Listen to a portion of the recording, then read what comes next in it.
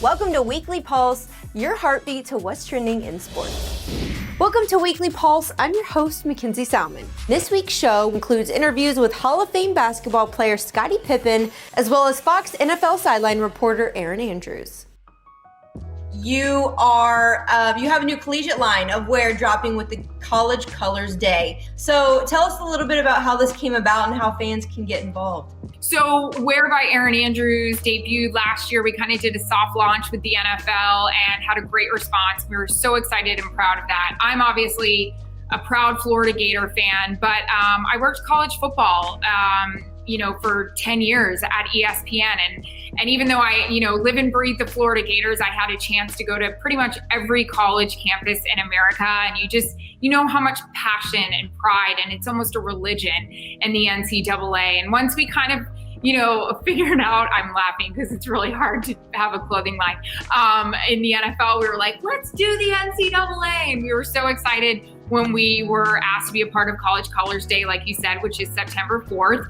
And we have a select number of schools. Actually, the merchandise is out right now. It's on fanatics.com. We have two styles, this very popular and trendy on-point tie-dye, because everybody is doing it during quarantine. And then we have a super cute kind of fun varsity tee too. So make sure you check that out on fanatics.com. And also, we do have our new 2020 NFL line coming out very, very soon on fanatics.com and also official NFLshop.com. When it comes to college football, I feel like a lot is still up in the air.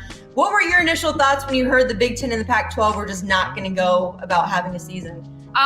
You know what? I have my fingers crossed. I'm hoping they can still figure it out. If the SEC and the ACC are going to go, I'm really, really hoping they can figure it out. But listen, I know everybody's trying to stay safe and healthy, and that's the number one priority. I'm a college football girl.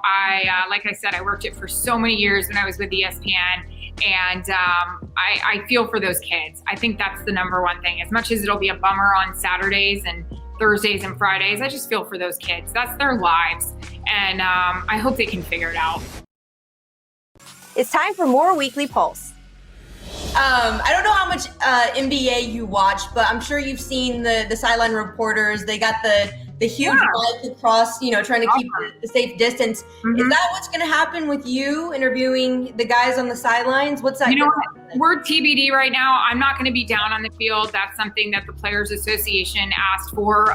We're going to be in the first row. I was trying to say, maybe do something with a wireless headset. So that actually, I think, would be an amazing thing to do for the rest of my career, because I don't think people realize Kyle Shanahan and Pete Carroll, the oldest NFL coach in the league, is the fastest runner. And to try to keep up with them, make sure you don't eat it, and make sure you get your questions out and hearing what they said, that is freaking hard. So I think we're going to try to do a wireless headset, have them walk and talk. They'll be able to hear me. I'll be able to hear them. At least that's what we're talking about. But like I said, it's all on the fly. And NFL on Fox has always been a staple on Sundays in the fall. Like, how will this year look different than years past, obviously? Well, I think, number one, week one, when we go to the Superdome in New Orleans, when I get ready for my first hit, which is right when the guys run out, it's deafening. That crowd is insane. My dad will always text me, keep your mic close to your mouth, because you want everybody at home to be able to hear you. So we're not going to have fans week one. We're not going to have fans in some stadiums. So I think that's going to be the biggest difference. I do think the NHL has done a really good job with that. That's what we're watching in our house right now. And they've done a good job filtering in the crowd noise. I know the NFL is doing that as well. Listen, they don't want the product to be watered down. They don't want the product to be any less than what everybody is used to seeing. So we're all going to do our best to try to get this done. Do you like the fact that they're going to try and add the fan noise, or do you think they should go without the fan noise and kind of capture the rawness of the game? I like the fan noise. To be honest, I've been screaming and yelling for the Tampa Bay Lightning all throughout the NHL playoffs, Eastern Conference Finals. We're going. So yeah, when there's a shot and the guy misses, I'm like screaming, "Oh!" at home, and my husband will be like, "Did you hear that on the TV?" So I think it helps. I think it's almost awkward to have it dead silence, but I know there's different opinions out there. That's what I like, though. We're just going full steam ahead, and we can't wait for week 1. Bucks at New Orleans Saints. That's where Joe Buck, Troy Aikman, and myself will be. It's time for more Weekly Pulse. The NBA's tried to make the bubble experience as close to normal as possible for the players. And despite that, they're still playing in a neutral spot. The atmosphere is different than a normal playoff game, as you know. You won 6 NBA championships. I want to know, if you were playing today in these circumstances, how do you think it would affect your game? Wow, I don't see any effect. I've heard a lot of the players say that the arena seems more like a shooter's arena, but obviously when there's no fans, no distractions, things that you've been accustomed to being a part of, the distraction is not there, then it does make it a little bit easier, but you still have to go out and play well as a team. It's still basketball, so you have to prove night in and night out that you're the best team out on the basketball court. So the game is still competitive. Teams still have to go out and play hard. They have to play good defense. They have to execute, limit their turnovers. So everything that's built as part of basketball is still there. There's no easy way to getting to the NBA Finals. I think what the NBA has been able to do is, really be able to control the virus, I guess, to some degree, by putting these players in such a safe haven that it's opened up a lot of our eyes in a way where these players are very comfortable. They're enjoying being around each other, but more importantly, they're happy to be back on the basketball court. A lot of people have said that winning a championship this year is going to be harder than ever because of the bubble. Do you agree? I don't want to say it's harder. I think to some degree it may be a little easier. I think from a coaching standpoint, you got your players right in the palm of your hand. You have control over their life outside of basketball, where normally there's always distraction, family members coming in, players not getting the proper amount of sleep. So they've alleviated a lot of problems that would normally go on. There's no travel. So everything is pretty easy to me to some degree.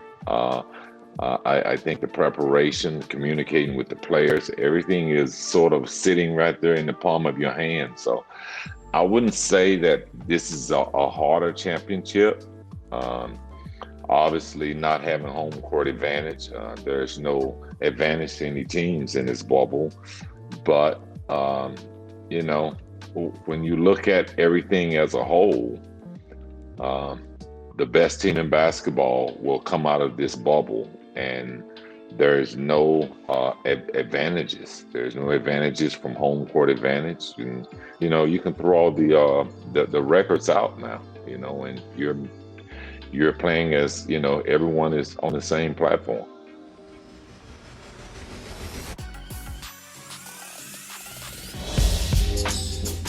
I think one of the most iconic playoff moments in my mind for you is the 94 dunk on Patrick Ewing. So what kind of emotions come up when you think about that dunk on him? Wow. Well, I mean, that was a great season. It was one of those memorable seasons. Not playing with Michael that season, so it was a lot of fun. The expectations weren't as high for us, but we had high expectations for ourselves. And we had a great season. And as my career went, it was always battles against the New York Knicks, and playing against them, whether it's in Chicago or Madison Square Garden, and playoff atmosphere or whatever. It was always a high, intense game. And that game, I remember that it was one of those games. Spike Lee had flew into town, so it was a very high, intense playoff game. But we came to battle. And it was a great series, even though we ended up falling short. But that play is definitely one of the most memorable plays of my career. As you know, obviously this year's playoffs aren't what everyone's really used to, but Michelob Ultra, I know you've partnered with them. They've helped to create this fan experience to be as close to the courtside real deal as possible. So talk a little bit about what they're helping fans to do, and what was the first thing that came to mind when you heard about this opportunity? Well, I mean, having this opportunity to work with Michelob Ultra, I did something with him probably about a month ago. It was a little workout, and from there, that relationship has just grown. So I've been kind of keeping them on my radar, basically through my workout. But recently, what they've been able to do for the NBA, allowing fans to come into the bubble and to feel like that, they're a part of the game.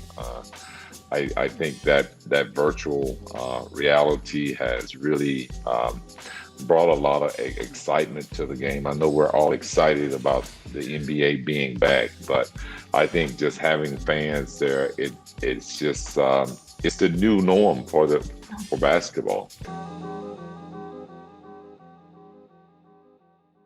Until next week, thanks for watching Weekly Pulse. I'm Mackenzie Salmon. Hey sports fans, if you want to see more videos like this, check out some of our other ones right here. And if you like what you see, make sure to hit the subscribe button and stay tuned for more from USA Today Sports.